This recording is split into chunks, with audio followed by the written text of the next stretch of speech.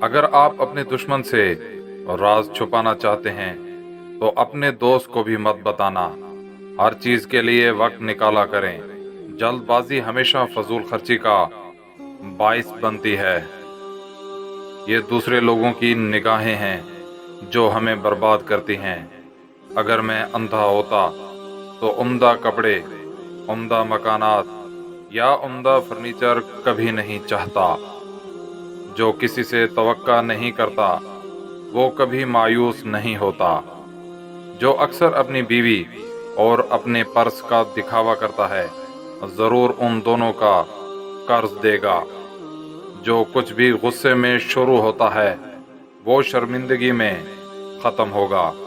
انصاف کی خدمت اس وقت تک نہیں کی جا سکتی جب تک متاثر نہ ہونے والے لوگوں کی طرح غم و غصہ نہیں کیا جاتا۔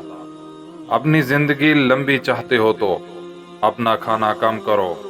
وقت پیسہ ہے، اب اسے ضائع کریں، بعد میں اس کی ادائیگی ضرور کرو گے۔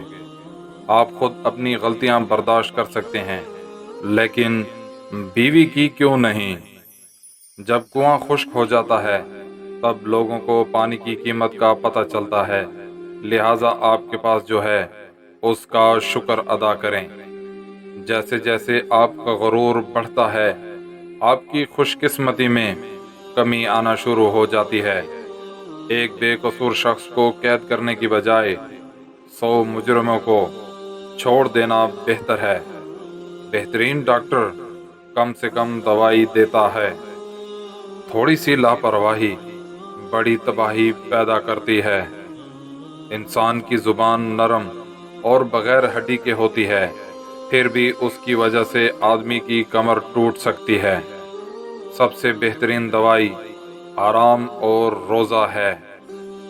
نافرمان بیٹی نافرمان بیوی ثابت ہوتی ہے۔